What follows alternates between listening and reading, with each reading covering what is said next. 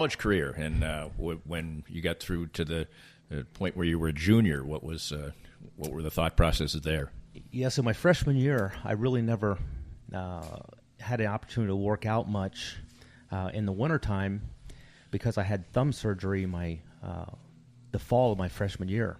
So I had a cast on my right hand/arm up to about my elbow until sometime in early January. So I never had a chance to hit the weight room. I'd never lifted weights in my life because I was playing sports year-round.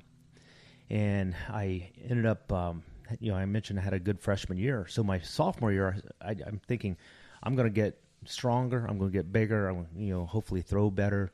And it worked exactly the opposite. I got too big. I got too strong. And my sophomore year at Marshall was not nearly as productive as my freshman year.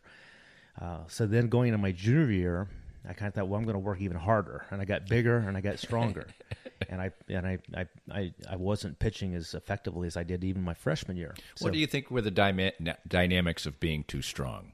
Just inability to get the extension, on the pitches. I think you're just a little too tight. You're a little, your muscles are not elongated enough to be able to get the extension you need on all your pitches. So.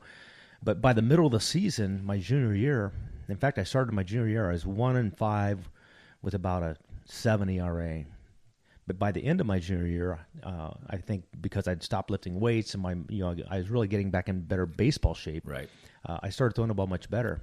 And ironically, the last 2 games I pitched, there were scouts in the stands to watch players. On one, the University of Kentucky's team, who I pitched against, and 2, Ohio University's team, who I pitched against. So there were prospects to be drafted on both of those teams, and I had 2 really good games against those 2 teams. So the last 2 games I pitched in college, and really kind of out of nowhere, I went from a guy who was struggling the first half of my junior season to now being invited to Riverfront Stadium for a pre-draft workout by the Cincinnati Reds. And so my junior year was very instrumental, but I think I ended up with about a 5-5 record with a 5 ERA, but I pitched 2 good games at the right time. Yeah. What was college life like for you? It was great. Huntington, West Virginia is it's a college town essentially, and I met my wife Tina my freshman year. Right after winter break, I'd come home and we met on a blind date at the baseball team threw a party, and I didn't have a date. In fact, I'd broken up with my girlfriend from high school during the first semester of my freshman year. And so one of my teammates, his girlfriend and my wife, now Tina, were roommates. And it was a blind date, and we met, and that was, I guess, 38 years ago. But so it was a lot of fun. I loved the college life. Did you kind of really hit it off right away? Yeah. I mean, from the first date we had, I mean, we've been together ever since. I remember the rest of that year we had lunch or dinner together at the cafeteria at the school, and we just became very close. It was kind of an immediate connection for us. So, not only get an opportunity for a career in baseball at Marshall, I met my wife. That's great. So you were a 9th-round draft choice by the Reds. What? Tell us the magnanimous amount of cash you hauled down for that. Well, it was interesting. I, like I said, I went to the pre-draft workout, had a good workout. I was playing golf with my dad a week or so after the workout, and ended up we're on the 4th or 5th hole of the golf course, and my mom and my sister were up by the green. We're wondering, what are they doing? They're up. They'd driven a golf cart out, I think, to the course. And my mom hands me a telegram, and it was from the Cincinnati Reds informing me that they had drafted me in the 9th round, and I would be contacted by somebody to discuss, signing my contract. And my dad, due to his career, he was a negotiator essentially. So right. he became my agent. And I'll never forget the scout who drafted me. His name was Marty Daly.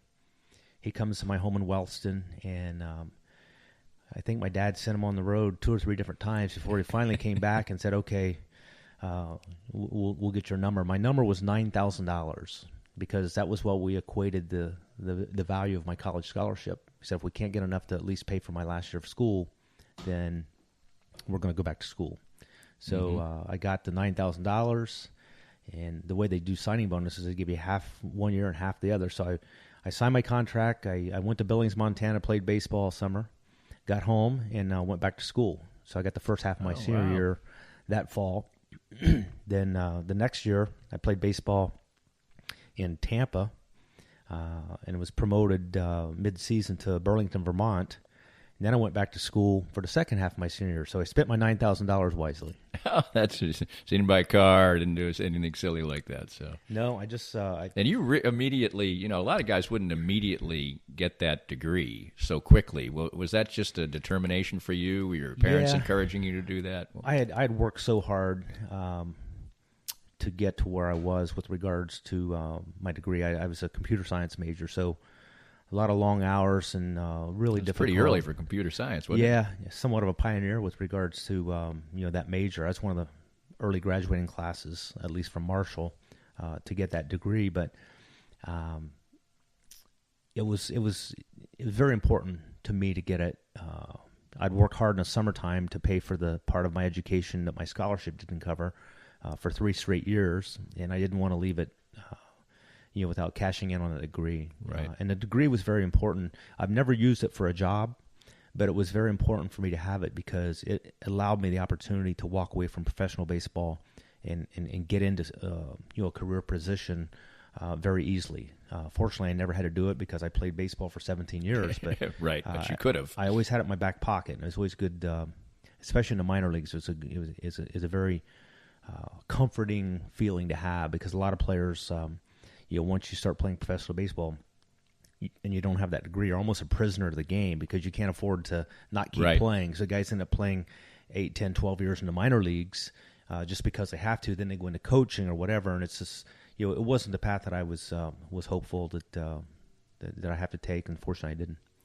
Going off to short season ball right after you get drafted, usually it's a small place. Billings maybe is a little bigger than some, actually. But what was the transition like to professional? You don't have much time to do it. Was there a bit of a culture shock there? Was this another easy transition? Well,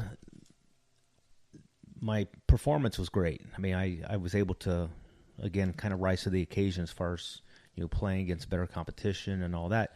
But it was the first time I was ever on an airplane. I boarded, I think it was called People's Express.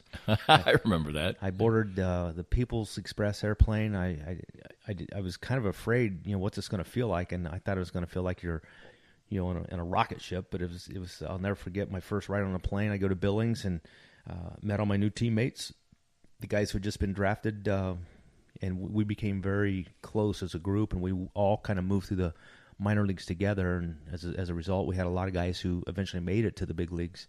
Who were some of the names? Let's see. We had Kurt Stillwell, right? Chris Sabo, wow, Rob Dibble, all on this team. Joe Oliver, Lenny Harris, Jesus, and myself. So we had 6 of our draft class had significant careers in the major leagues. So pretty unusual. That's pretty good organizational work right there, to say the least. And really, I don't think it's any surprises that group of players eventually won a World Series in 1990 for the Cincinnati Reds. Right, no question. So then Tampa's the next stop. Yeah, I started in Tampa, I guess it was 1984. I was drafted in 83, played there in Billings. 84, I spent half a season in Tampa, did really well, and they promoted me to Double-A baseball in Burlington, Vermont.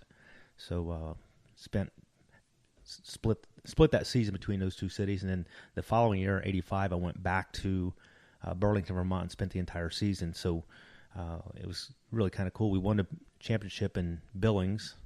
We won the championship in Tampa in the first half, and then we won the championship in Burlington, Vermont in both 1984 and 1985. So had an opportunity to win minor league championship rings my first 3 seasons. That's pretty amazing. What are your memories of Burlington? I actually was born in Vermont. It's a lovely state. You were there for about a year and a half. Is it you get some good memories there besides the baseball? Yeah, we met some really good people outside of baseball who were what I'll call sponsor families.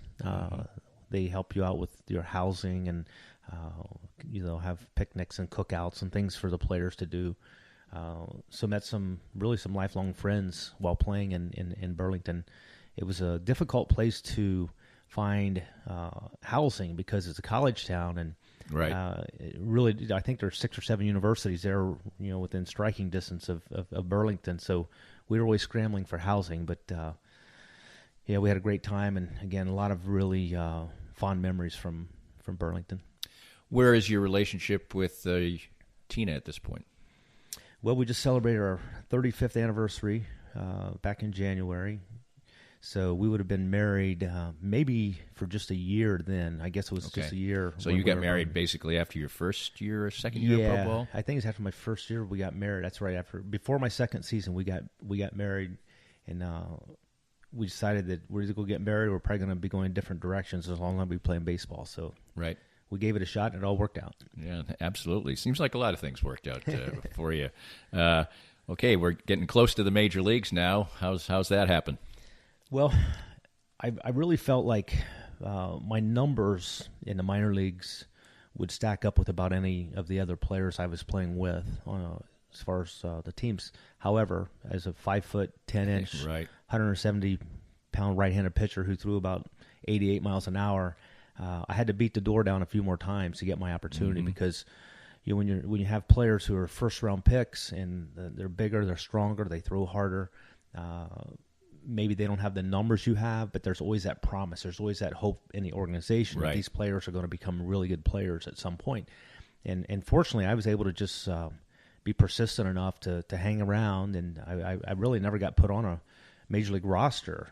So I was not protected on the 40-man roster, and nobody drafted me in Rule 5. So everybody kind of had the same opinion of a player like myself. If you don't have that outstanding arm and physical tools, then we're not going to take a shot on you. But fortunately, middle of 1987, I was pitching in Nashville in AAA baseball that year. The Reds needed a player, and they selected me to go to the big league. So it was really cool.